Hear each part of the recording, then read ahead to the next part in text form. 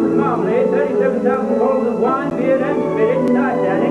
Right, now, Chinese initiative, mind us, pretty much, right, man. One renowned sound carried motor car, Titanic.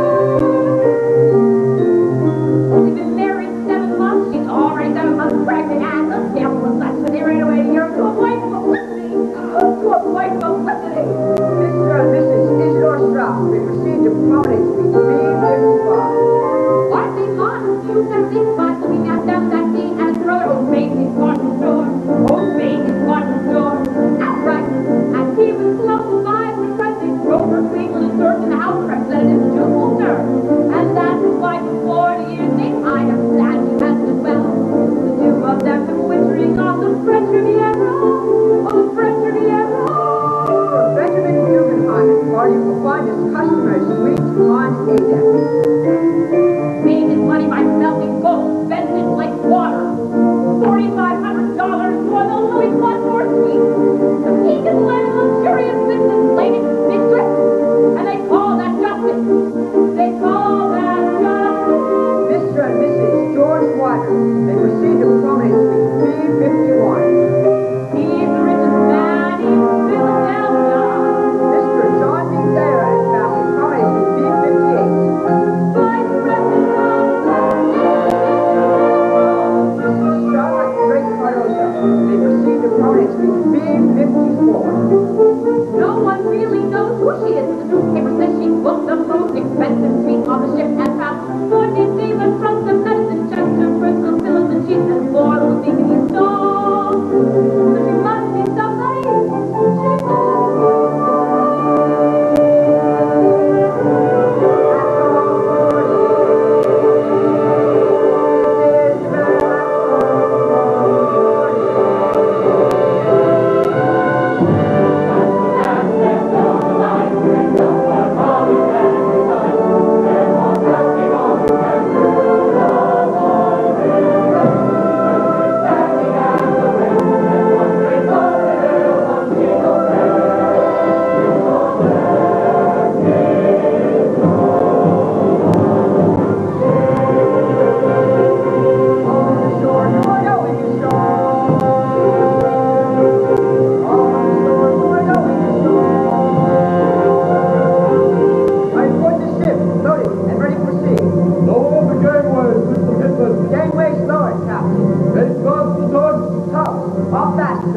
Let go the lines. Let go the stern line. Let go the bow line. Let go the aft springs. Over away, Mr. Pittman.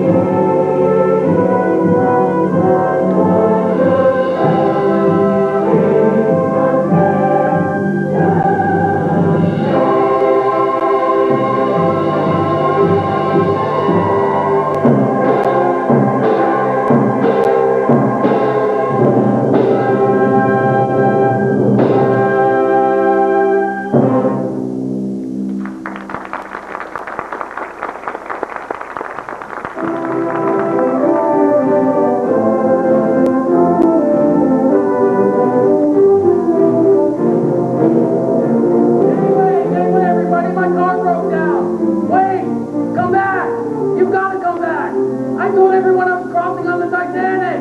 What do they think of me now? I'll be the laughing stock of the Gypsy! I don't believe it. This isn't the story of my whole damn life.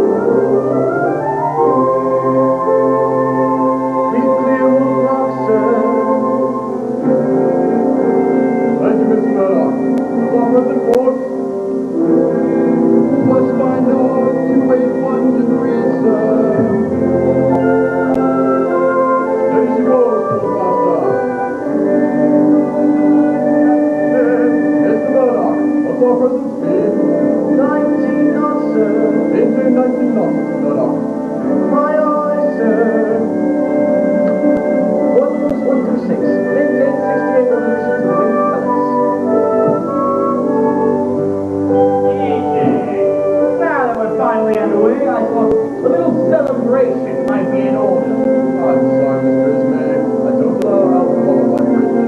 You know that, Mr. Ditches? Yes, sir, I do. Technically speaking, EJ, it could be considered my bridge. Not that serious, Mr. Ismay. I'm terribly sorry, Mr. Ismay, but this bottle's gone completely flat. I couldn't possibly allow you to drink it. Would you like me to bet you another? Never mind. Let it go. Thank you, sir, and again, my apologies. Thank you, Mr. Ditches. Yes, well, with or without champagne, I want to toast our ship, the Royal Mail Steamer Titanic. She's larger, faster, and grander than any other ship in history. The greatest contribution to transatlantic navigation since the very first crossing 420 years ago. Andrews, I'm glad you're here. I was just congratulating the three of us on our magnificent contribution to the 20th century. Progress, gentlemen. I give you progress. I trust you'll excuse us, Mr. Ismay. We have on duties Tell me, EJ, what's our present speed? 19 knots. Really? I would have assumed it would be faster now that we've finally cleared land. I want to make it to New York by Tuesday afternoon. I understand that it would take 22 knots, maybe, to make it by that time. Tell me, Andrews, in your expert opinion, are we capable of that speed? We're capable, yes, sir. I'm sure we are. 23 perhaps, or even a bit more push, but Excellent, sir. I'm very pleased to hear it. But it is customary for a maiden voyage to proceed prudently. It's the maiden voyage that creates news. Yes. Now I intend to create a legend. So answer me straight. When can we expect to run at full speed? The captain orders it, sir. Then we must persuade you to do so, mustn't we? In point of fact, Mr. Ismay, I was about to give you all a good watch in. Mr. Murdoch, increase speed to 40 knots. 20 knots. Aye, aye, sir. Hello, Mr. Bell. Increase steam engines to 71 revolutions of the wing propellers. 20 knots. Well, it's a start, I suppose. Carry on, gentlemen. What's your compass, Mr. Hitchens, or drifting off course? I didn't think so, sir. Don't argue with me, man. When I say you're off course, you're bloody well off course.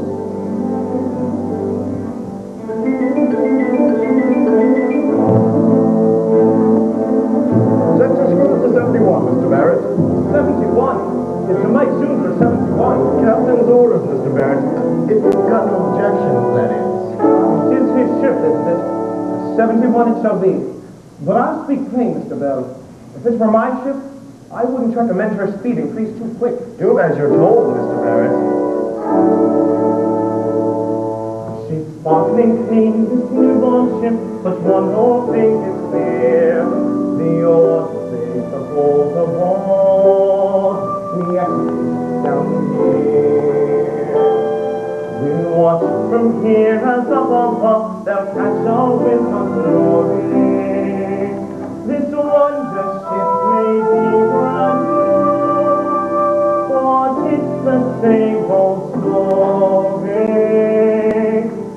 Stoke, the fire in the hold is the men draw back. Feed the heat in the hold is the men draw back. With the jump of the roll in the air, flash and trickle the sweat run down your back. And what are the boys from the Midlands you and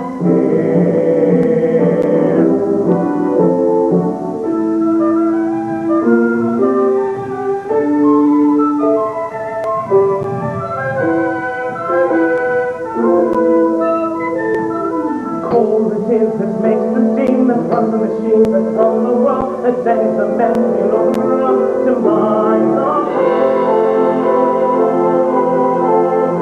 each day.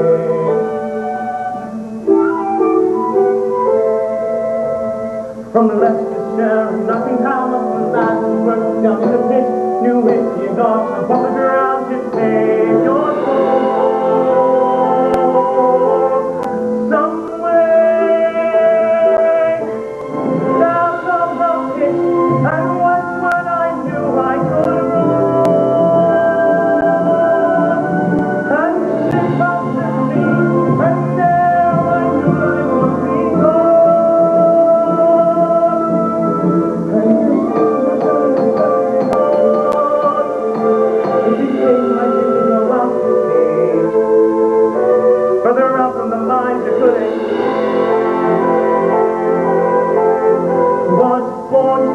home there's no place for you elsewhere. You trained the life of Jack and Boone to shows in the boiler room, but now you're settled just below a lady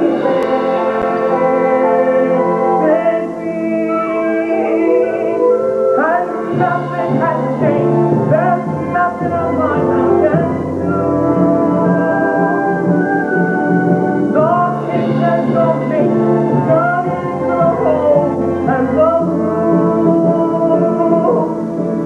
And the screws are turning at 72. Faster and faster we walk as we gain the wall. 73 and too soon, it is 74.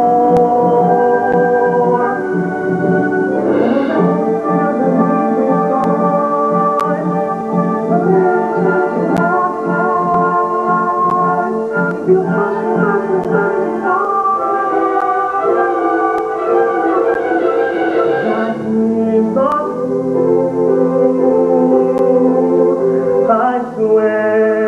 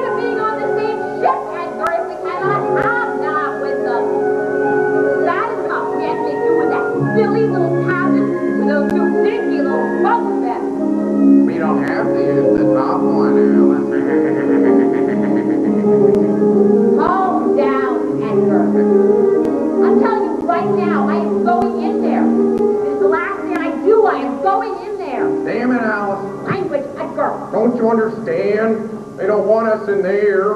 They want us right here, where we are. That's all we paid for, and that's all we get. That's not all I'm getting.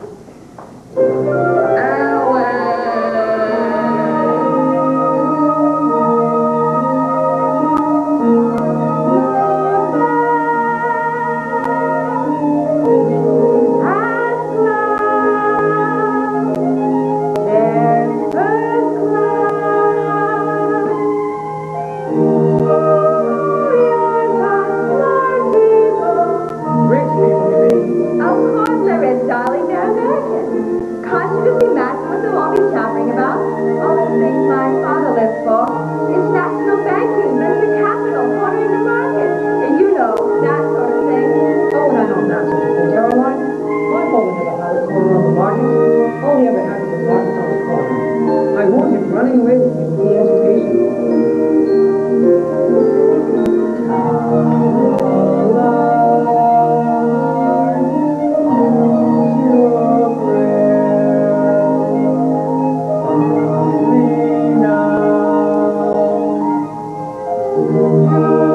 Charles,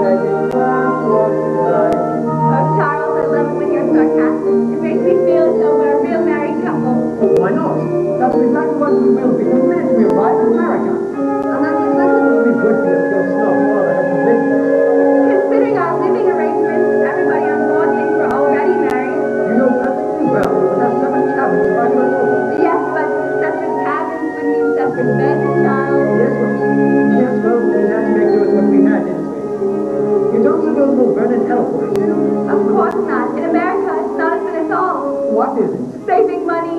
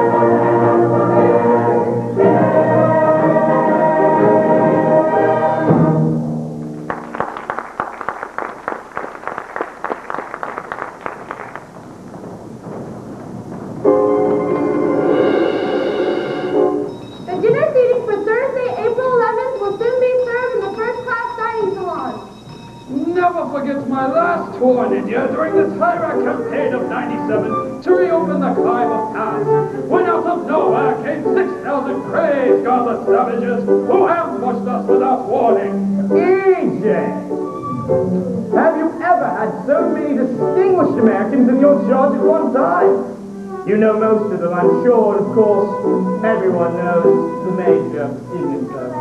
Of course. Welcome aboard, Mr. Carlisle. You're becoming quite a regular on these Yes, in point of fact, this is my 34th crossing. EJ, you haven't told us how many miles we covered yesterday. 484, Mr. Ismay. Are you pleased with that? Yes, well done. Better than I expected for the first day. In that case, I'm sure we'll have to do far better today. Begging your pardon, Captain. Mr. Hitchens has requested his voice. Increase speed, Mr. Murdoch, to 41 knots. And tell Mr. Hitchens to set a course at west-northwest, 292 degrees. Captain, that's the northern track. I'm well aware of that. It will save us both coal and time. At least 3 hours. 3 hours? Oh, well done, EJ.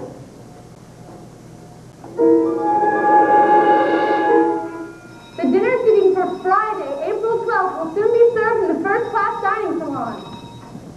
Don't recall I told you about my fourth march to the Sudan during the winter of '85 to relieve the attack on Chinese Jordan, while the Mahdi, when 2,000 of his crazed, godless savages came down with his spears. EJ, we're very curious to know about yesterday's mileage. 519, Mr. Ismay.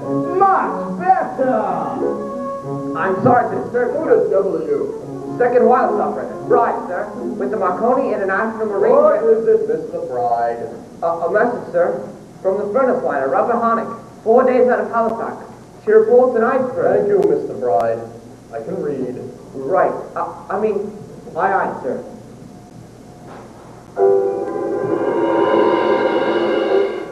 The dinner seating for Saturday, April 13th, will soon be served in the first-class dining salon.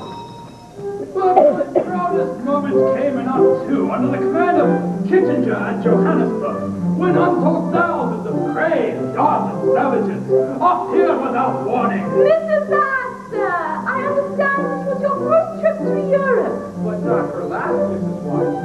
Certainly not her last. And how did you find Paris, Mrs. Astor? Well, I couldn't I didn't have to. It knew right where it was. Yes, Mr. Lightoller. Have you any instructions concerning your present speed? Maintain 21 knots, Mr. Lightoller. 21 knots? Yes, sir. 21 knots? Come, EJ. I'm sure these ladies and gentlemen will arrive in New York by nightfall Tuesday. At this rate, we'll never make it. I'm afraid it's too soon for either of us to say, Mr. Ismay. I trust you'll excuse me. Please continue with your meal. Who must we leave, Captain?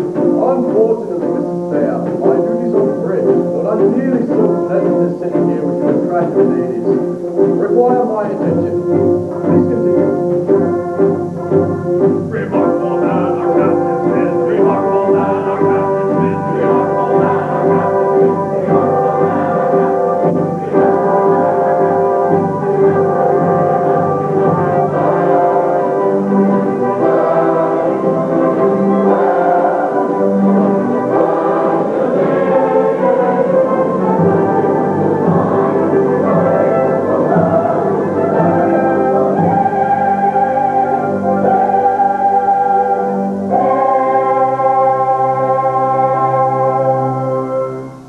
Sweets and afternoon liqueurs are now being served in the Café Parisian.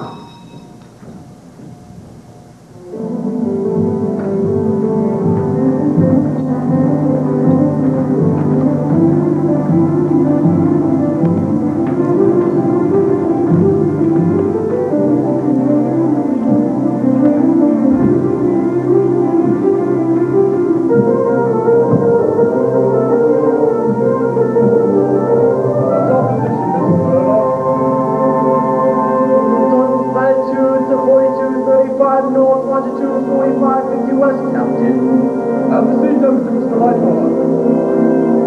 Last check down 5 degrees to 34 Fahrenheit, sir.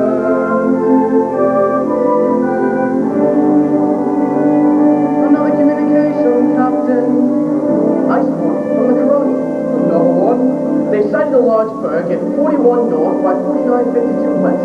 What's the position along the other report we received? It's directly on our new course, sir. Not to worry. At least 600 miles off. Still, Not to worry. We'll keep your eye, eh? And Mr. Murdoch, increase speed to 22 knots. 22, Captain. Yes. Let's do everything everything we can to keep Mr. Ismay off the bridge. Yes, sir. Engine room, increase speed to 78 revolutions of the wing propellers. Mr. Murdoch, if I remember correctly, you received your master's papers at the age of 25. Youngest man in the line's history. But here you are still, without a ship of your own. What are you waiting for, Mr. Murdoch? The master of a ship carries a heavy responsibility, Captain. Every single minute. I'm just not so certain I'm up to it. A ship's master must be certain of everything, even when he's not. I'm as certain of that as I am that this will be my final crossing. Captain? After 43 years of service, I informed the line of my wish to retire. But they asked me to stay on, to see them through the maiden voyage. My wife was disappointed, of course, but how could I refuse? Take over, Mr. Murdoch.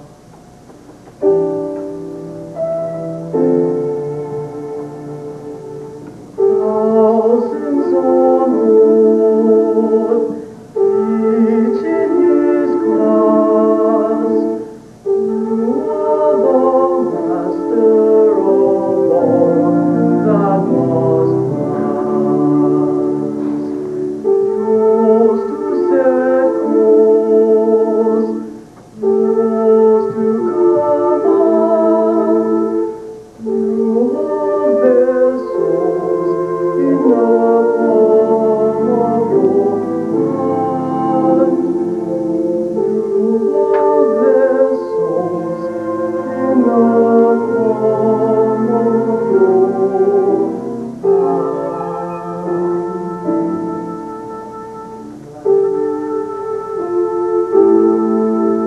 of your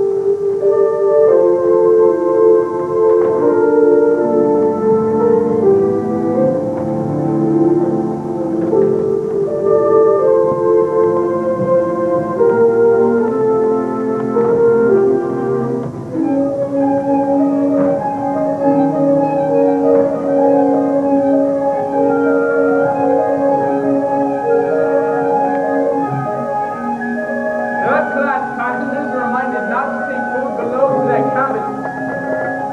What's the reason for that, then? Because it's rats. Ah, they got rats on a brand new ship? They're always the third floor. Well, there isn't that part of my ship. Sure, the entire family could live a week just time in leaving them in place. And all of it for free. Free? Are you daft then? And why do you suppose they've charged us every bit of 60 shillings for a passage? What do I need with all this fine cloth and electrical light? Well, Jim Farrell, I'm going to have fine clothes, electric light, and all that more when I get to America, including my own personal medical. I'm going to ride straight to the top. I will, just like cream. I will be a proper person. People will look up to me. What a girl that girl would know it.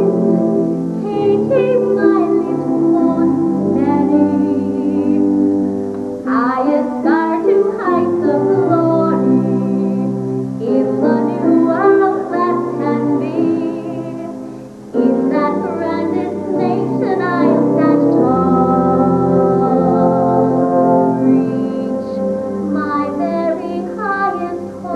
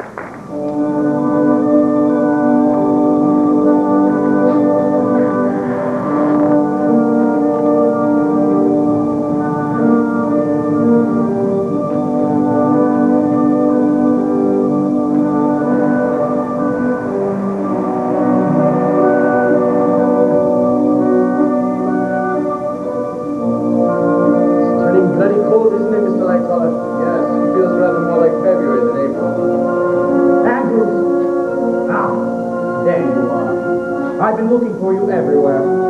I want your opinion on how you think the crossing is going so far. Well, not as well as I'd hoped, Mr. Ismay. We've got a few problems. Really? Such as what? Well, I'm disappointed in the water pressure for the upper decks, and the kitchen staff is complaining that the sleeping quarters are overheated. There's gratitude for you. In my father's day, they were lucky to get any heating at all. Now, tell me, Andrews, are you satisfied with our current speed? Well, I think so, sir. Well, I don't mind telling you I'm very disappointed. The sea is calm, the weather is fair. Why the hell aren't we doing any faster? We're doing 22 knots, Mr. Ismay. That's better than any white-side ship ever managed. Let's be straight, Andrews. You chaps at Hogman Wolf built the Canard liner as well. Was the Titanic intentionally designed to run slower? I really must protest that implication, sir. When your father ran the line, he demanded safety and comfort before speed. Now, can it make it their passengers there a little faster? Yes. White Star gives them a far better ride. It's a new world, Andrews. Speed is everything to these people. Americans would gladly lose their dinner over the rail if it meant arriving in New York one day sooner. Mr. Ismay, is there something you wanted, sir? EJ, I was wondering if you could predict with any certainty arrival in New York Tuesday afternoon. I can always say it's still possible, sir. Possible? But it's imperative, damn it! If we have to stand off until Wednesday, our return to England will be delayed a full 24 hours! Titanic must be noted as a 6-day ship, EJ! Even the Millennium Grouch can do it! And if second-rate tops like Deutschland and Kaiser Wilhelm can turn around in a fortnight, then my God, so shall we! I'm sure that we'll do everything we can, Mr. Ismay.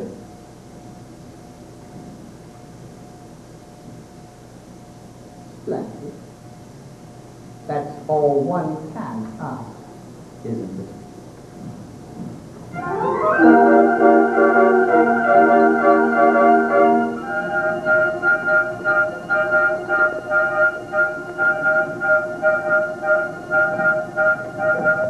Excuse me. Excuse me.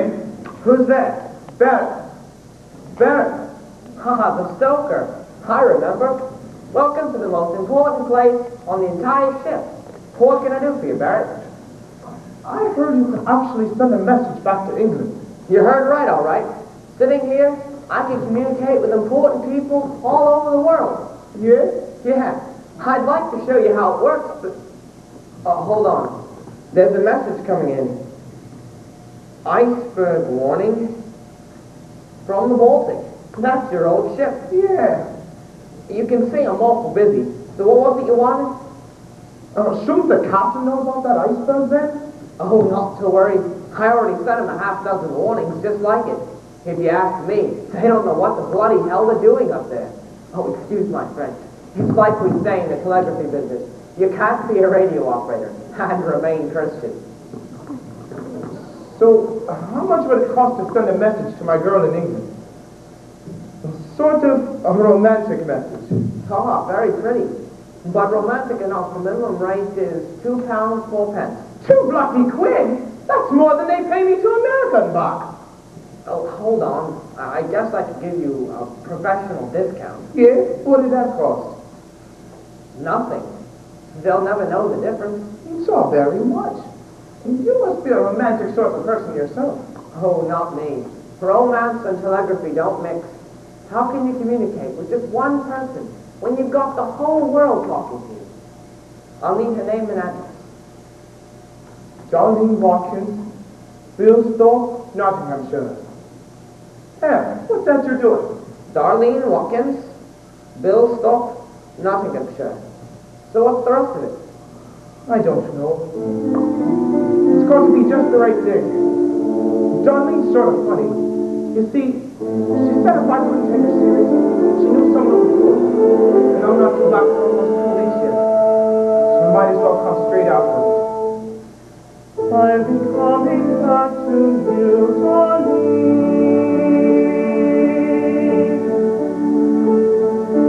But yours are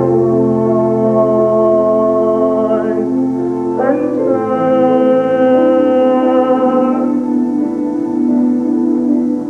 marry me when I return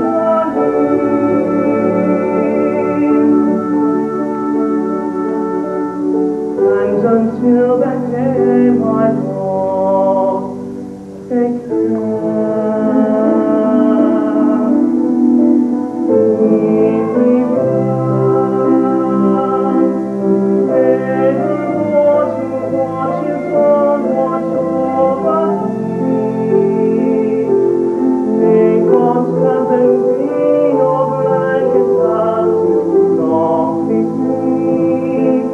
Marry me when you're finally in my arms. You play with me.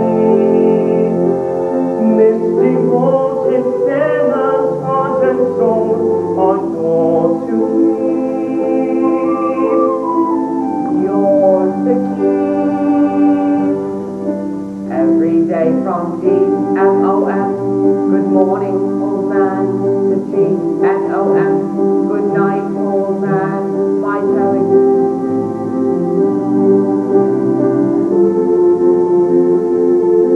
Sending out a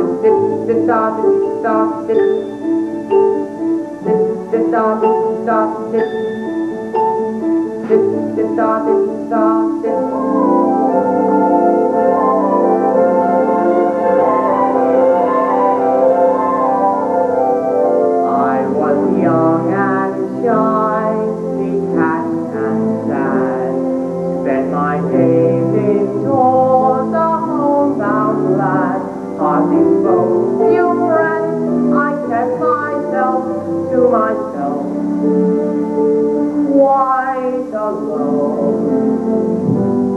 Then I found Marconi's telegraph.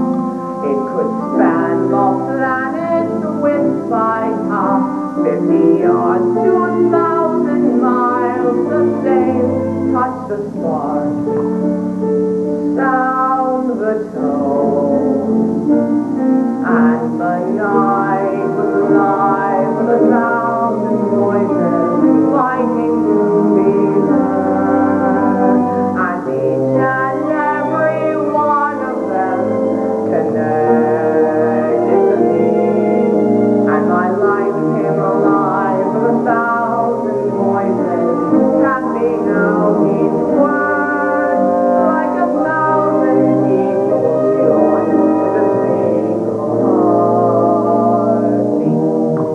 Being out on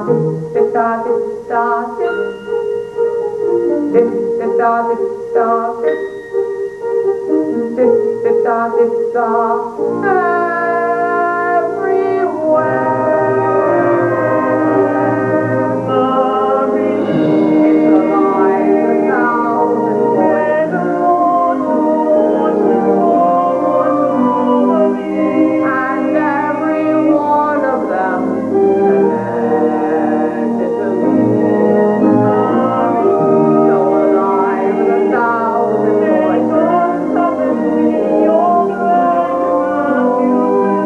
Those people joined with a single heartbeat, tapping out our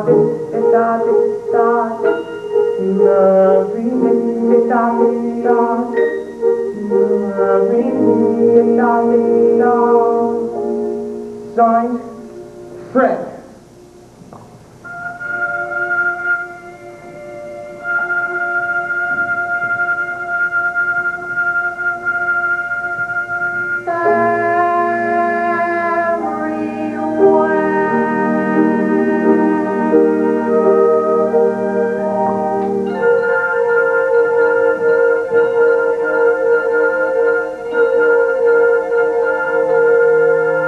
Message received.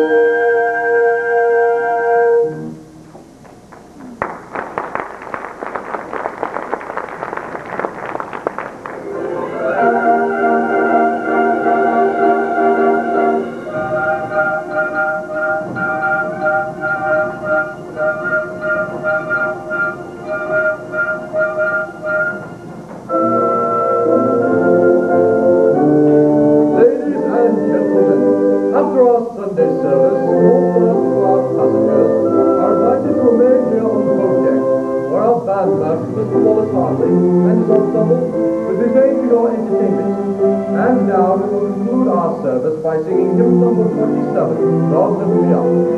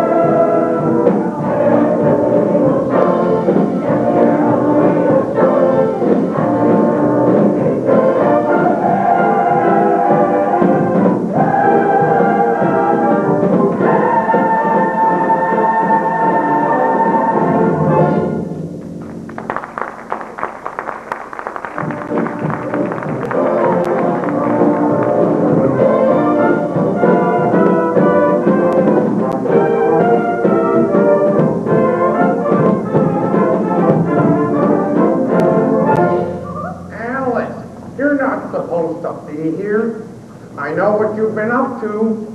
Afternoon dancing. Afternoon dancing. It's what they call a tea dance dance.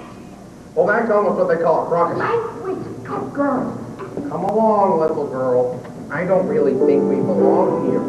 Oh, applesauce, Edgar. I have danced with the first class, Edgar.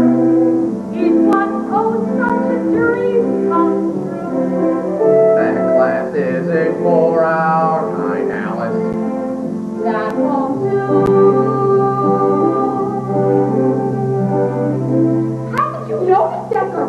These days nobody's any different from anybody else. Take the Wideners of Philadelphia. I'm right next to them, Edgar. They have this extremely handsome son, Harry, the Harvard man. I'll tell you the God's honest truth, Edgar. I'd let that boy marry our Lucy in a second. Well, that's half the battle. You can make fun all you want, Edgar. But I want more to like Indianapolis, Indiana. But that's why I arranged this trip for you, Alice. To show you the world. I don't want to see the world, Edgar. There are too many other places I'd rather see first. There are hotels on islands, Edgar. Great resorts near a sandy beach. That's a world that's beyond our income and our reach. That's because you've always been satisfied with one dinky little hardware store instead of branching out. Look at all the millionaires, Edgar. Where do you think they got their millions? Why don't you just calm down, Alice, and enjoy what we have?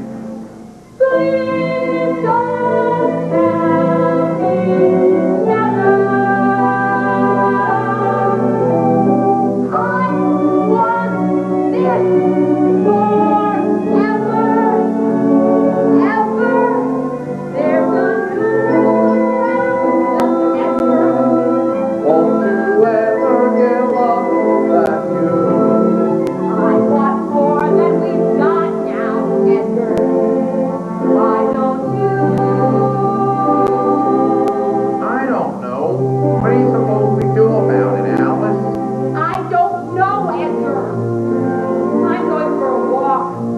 I need to be alone for a while. Alice! Alice! Alice!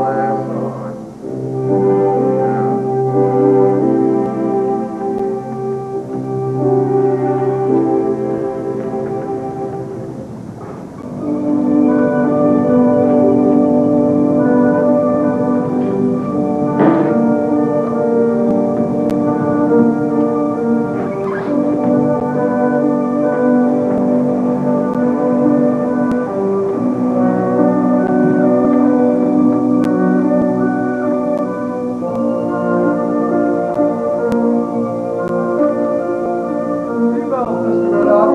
Thank you, Mr. Lightoller. Hold your course. West, northwest, 292 degrees. West northwest 292 degrees. Mr. Murdoch, what's our present speed? Steady at 22 knots, Captain. Have there been any reports of mechanical difficulties reaching that speed? No, sir, none at all. Very good. Increase speed to 23 knots. Captain, we've had another iceberg moving, sir. This harbor reports a large berg at 42 degrees north. 42 degrees. That's in total agreement with all the other reports I've received. Except for this one. From the French line, a lot of rain. 41 degrees. Now that puts it a good deal closer. How do you explain the difference? Must be an error in transmission, sir. The radio. Never accept the damn thing. I'm afraid it's here to stay, sir. Which means we'll soon be taking our orders from dry, safe little offices on shore. It's a brand new world, Captain. Thank God I won't be around to see it. 43 knots, Mr. Murdoch. 33 knots. Aye, aye, sir. Engine room, increase steam engines to 81 revolutions. I'm still waiting, Mr. Stroud. For what? Some reason you sent our son Jesse a radio message. He and his cousin Nathan want to make Macy's the largest retail department store in the world. They even want to put out catalogs, like Sears and Roebuck. It's totally crazy. So what did you tell him? Go ahead. New world out there, Mrs. Strauss. I don't pretend to understand it. Good evening, sir. Henry Edges, first class tourist. Good evening. Victor Bean, second class passenger. Bean. I seem to know that name. You probably ran into my wife. She likes dancing with millionaires. I My condolences. Far-off locum sitting in your eye cave. Where's that you're looking to? America or Ireland? If you must know, I'm thinking about a friend of mine. A very dear friend. It seems she left home because she made a mistake. A mistake she couldn't get rid of. She should have been more careful. So, what are you going to do with the rest of your life? Who knows? Maybe I'll run for Congress again. You know, I really liked it there. The best part was I didn't have to know anything. It seems she wants more out of life than I can give her. It's always the way it is. I had a wife once. What happened? Oh, nothing. I still have her. You know, in all my years, I have never seen it so calm. Is it my imagination, or is this ship going faster than ever before? So tell me, Miss Sparrow, my friends are here instead of me. What would you say to her? I'd say, well, what would I call her then? We're all named Kate, you know that.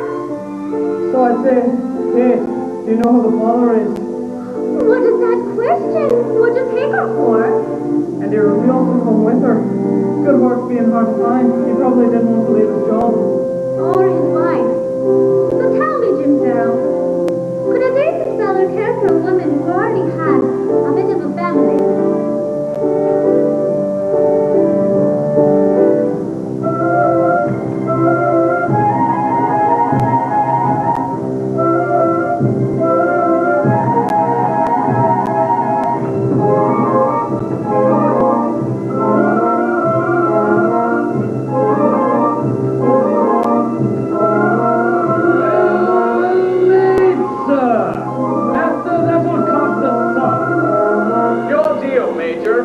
Mr. Rogers, your reputation as a fine bridge player is well earned. You play an excellent game. Thank you, sir. Either that, or you are commonly lucky. Bridge isn't a game of chance, Mr. Astro. Reminds me of the time I was playing bridge with Lord Roland during the Crimean campaign, when out of nowhere came 2,000. Praise godless savages. I have it on very good authority that there are professional gamblers on board. Car sharpers who actually make a living traveling back and forth across the Atlantic. Gamblers? Nonsense. How do these rumors start? Oh, you can be sure they're here, Major. How could they pass up an opportunity of placing a passenger list like this one? I even heard Tompkins' voice J. Yates is aboard. I don't remember seeing his name on the passenger list. Well, you would if you would to. I'll give you 10 to 1 he's here somewhere.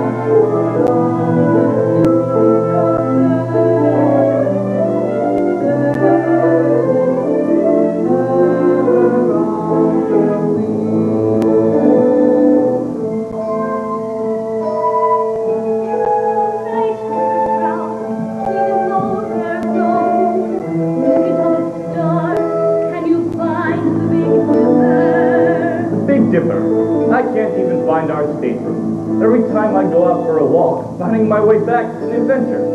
Maybe there's a strong breadcrumb. Can you feel how cold it's getting, Mrs. Strauss? All in the past couple of hours, would you like me to get your first soul? What? Did it make me never see you again? No, thank you.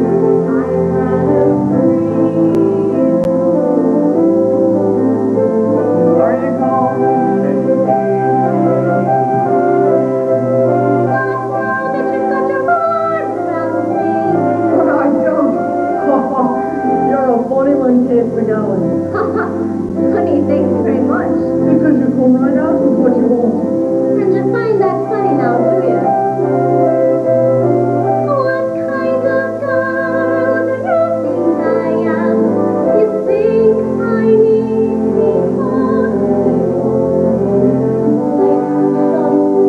that we boy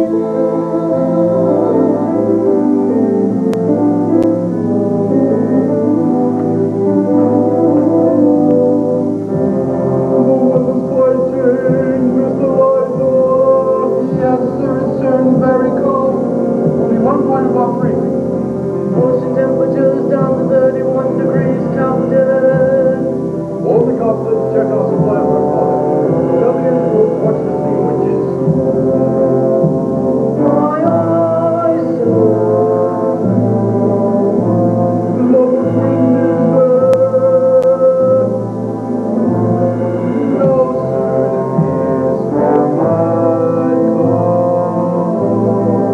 Closer than this, my see how come it is, as promised us, love the open sea, and the fighting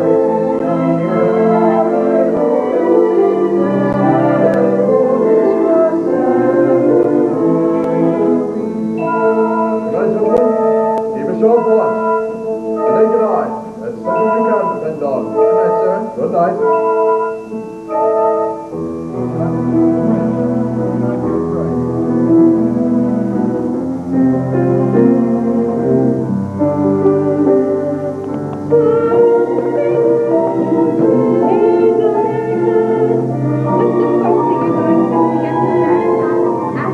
Apply to the sports desk of an important New York newspaper. I'm sure they can use a journalist with my experience. But you don't know the first thing about American sports, do you? It's not so terribly complicated, really. Their football is similar to our rugger, except for some reason, their chaps seem to wear a great deal of padding. They sound like an eminently sensible race. Let us go on, so that's why we're going there. Good evening, gentlemen. Madam, this happens to be the smoke room. So I see. Women are never permitted in the first-class smoke room, madam. Don't look so shocked. There's a new world out there. There's a new world elsewhere. Mr. Hartley, that's a new melody. What's it called? Autumn, autumn, shall we all meet in the autumn? Golden and glowing by autumn, shall we still be best of friends, best of friends? Gentlemen, let me introduce myself. Mrs. Charlotte Cardoza. I know who you are, madam. Recently widowed with a considerably generous inheritance. And I know who you are, Mr. Astor. Recently remarried to a considerably younger wife. You seem to enjoy shocking people, madam. I've heard you described as a modern woman by people who don't mean it as a compliment. And I've heard you described as the world's greatest monument to unearned income. Let me slow and careful as we continue growing old this autumn. Love newly found may at last. So what do you say, gentlemen? I happen to play an excellent game of auction bridge. May I join you? Where's your sense of occasion, madam? I understand you have just lost your husband. Yes, but not at cards. Kate McGowan, what immodest thing are you going to say to me next then? I'm going to say, Ship Sparrow, will you marry me? For the love of God, Kate, I know it's the new world we're going to, but we haven't got there yet. Don't you leave nothing for a man to say. He can say yes. We're going to need each other when we get to the new world, me boys. And my baby's going to need a dad. So let's settle it right now then. Will you say yes? Well, I might as well. Chances are you won't take a no anyway. So, Kate, aren't you gonna throw me down and kiss me?